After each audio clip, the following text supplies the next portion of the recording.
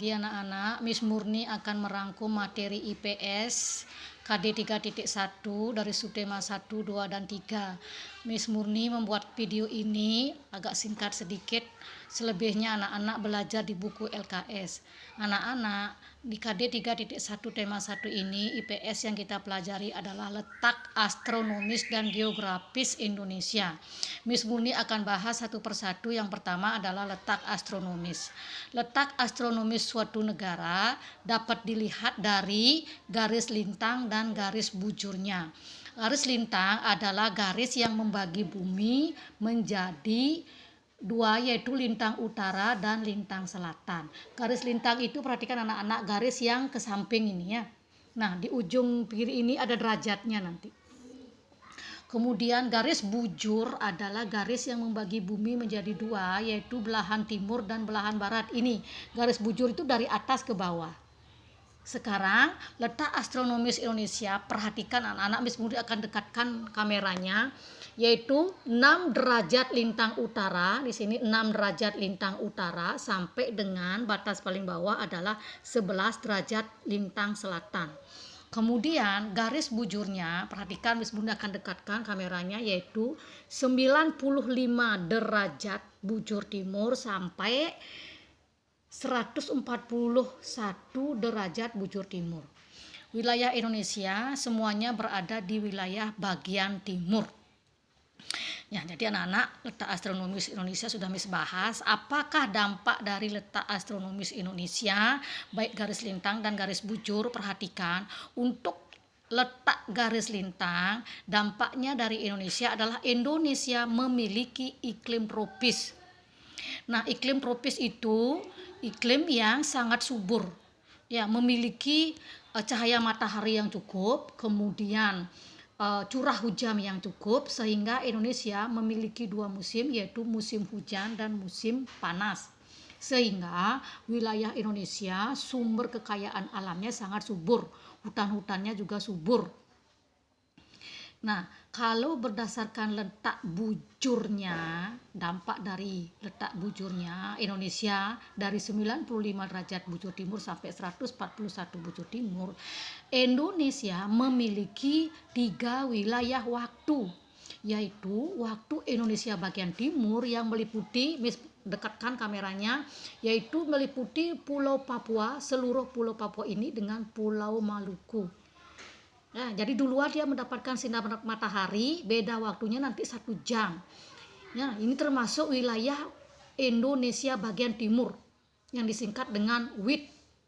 Kemudian waktu Indonesia bagian tengah meliputi wilayah seluruh Sulawesi, perhatikan, kemudian Kalimantan Timur dan Kalimantan Selatan, kemudian Pulau Bali dan Nusa Tenggara, baik Nusa Tenggara Barat maupun Nusa Tenggara Timur yang disingkat dengan WITA, waktu Indonesia Tengah. Kemudian waktu Indonesia bagian barat meliputi, ya, Kalimantan ini sebagian, Kalimantan Tengah, Kalimantan Barat, Kalimantan Utara, seluruh Pulau Sumatera, kemudian Pulau Jawa dan Pulau Madura. Itu disingkat dengan WIB, waktu Indonesia bagian barat. Perbedaan waktunya adalah 1 jam. Ya, kalau di wilayah timur menunjukkan pukul 7, maka wilayah tengah menunjukkan pukul 6, wilayah barat menunjukkan pukul 5. Perhatikan, jadi dari WIT, ya, dari WIT ke WITA itu bedanya 1 jam, dari WITA ke WIB itu bedanya 1 jam. Nah, perhatikan anak-anak, sekarang Miss lanjut. Pulau-pulau besar yang ada di Indonesia meliputi Pulau Kalimantan, pulau yang terbesar, kemudian Pulau Sumatera, kemudian Pulau Sulawesi, diperhatikan Pulau Sulawesi, dan Pulau Papua, terakhir adalah Pulau Jawa. 6 pulau besar di Indonesia, masing-masing memiliki batas-batas, sudah ada di LKS lengkap. Kemudian keadaan alam, kenampakan alamnya seperti gunung dan sungai sudah juga ada di buku LKS. Miss Murni tidak akan bahas secara mendetail. Ya, jadi di sini anak-anak bisa baca-baca di LKS subtema 1. Sekarang kita bahas dengan batas-batas wilayah Indonesia.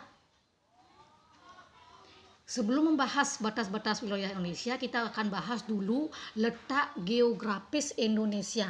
Berdasarkan letak geografis Indonesia, Indonesia diapit oleh dua buah benua, yaitu benua Asia dan benua Australia. Perhatikan ini, benua Australia. Kemudian diapit oleh dua buah benua, samudra Pasifik di bagian timur di sini, kemudian Samudra Hindia di bagian barat dan selatan. Oke, letak geografis sudah bahas. Sekarang batas-batas wilayah Indonesia. Indonesia bagian utara berbatasan dengan negara Singapura dan Malaysia di sini. Malaysia ibu kotanya Kuala Lumpur. Di sini juga di Kalimantan ada Malaysia timurnya, ada Brunei Darussalam, ini Bandar Sri Begawan. Kemudian di sini ada Filipina. Batas timur Indonesia berbatasan dengan negara Papua New Guinea. Batas selatan Indonesia berbatasan dengan negara baru yaitu Timor Leste dan benua Australia. Kemudian batas barat Indonesia berbatasan dengan Samudra India. Ini namanya Samudra India namanya. Samudra, lautan yang sangat luas. Oke. Sudah bahas dampak dari letak geografis Indonesia. Apakah dampaknya? Miss akan bahas satu persatu. Indonesia ini ya terletak di Selat Malaka di sini. Dia akan menjadi jalur perdagangan dunia, sangat strategis. Perhatikan. Ya, negara-negara lain yang ingin masuk ke wilayah Australia, maka dia akan melalui jalur perdagangan Indonesia yang masuk dari Selat Malaka. Sangat strategis. Banyak negara yang akan masuk ke wilayah Indonesia melalui pelabuhan-pelabuhan yang ada di Indonesia, sehingga perdagangan Indonesia semakin maju, kebudayaan asing yang masuk di Indonesia juga cukup banyak, kemudian pemasukan pajak-pajak dari pelabuhan itu juga banyak, pemasukan devisa. Kemudian itu dampaknya ya anak-anaknya, dampak positif. Tapi dampak negatifnya itu akan terjadi banyaknya selundupan-selundupan atau perdagangan-perdagangan ilegal. Nah, ini harus hati-hati anak-anaknya. Ini yang Selat Malaka di sini anak. Sudah, perhatikan. Oke, anak Miss Murni lanjut sekarang. Batas wilayah sudah, letak geografis sudah. Perhatikan luas wilayah Indonesia. Luas wilayah Indonesia itu sebagian besar perairan. Perhatikan semua yang biru-biru ini adalah melambangkan perairan. Jadi luas wilayah Indonesia itu memiliki perairan yang lebih luas dari wilayah daratan, sehingga Indonesia disebut sebagai negara maritim. Negara Indonesia juga disebut sebagai negara kepulauan karena memiliki banyak pulau, beribu-ribu pulau. Perhatikan, beribu-ribu pulau. Ya, batas pulau paling utara adalah Pulau Miangas. Sini perhatikannya tidak kelihatan di sini, Pulau Miangas. Bagian selatan adalah Pulau Endana namanya. Bagian barat adalah Pulau Benggala. Kemudian bagian timur adalah Pulau Papua. Pulau-pulau yang paling ujung utara, selatan, barat, dan timur. Nah, Indonesia memiliki beribu-ribu pulau sehingga Indonesia disebut sebagai negara kepulauan. Kemudian, negara Indonesia memiliki iklim tropis, kemudian memiliki 2 musim, sehingga wilayah pertaniannya sangat subur. Sebagian besar Indonesia bekerja di wilayah pertanian, sehingga Indonesia disebut dengan negara agraris, negara yang sebagian besar mengelola sumber daya alam seperti pertanian. Oke. Nah, anak-anak, Miss Murni akan lanjut sekarang, yaitu persebaran flora dan fauna Indonesia. Nah, persebaran flora atau tumbuh-tumbuhan di Indonesia dapat dibagi menjadi 2. Dengarkan Miss Murni, dapat dibagi menjadi 2, yaitu wilayah barat yang disebut dengan Indo-Malayan, kemudian wilayah timur yang disebut dengan Indo-Australian. Wilayah barat meliputi Pulau Kalimantan, Sumatera, Jawa, dan Bali. Tuh. Ya, wilayah barat tumbuh-tumbuhannya hampir sama maksudnya anak-anak ya. Nah, meliputi Pulau Kalimantan, Sumatera, Jawa, dan Bali. Apa saja tumbuh-tumbuhan yang ada, yaitu banyaknya jenis-jenis rotan, kemudian tumbuhan nangka, pisang, kelapa, dan lain sebagainya.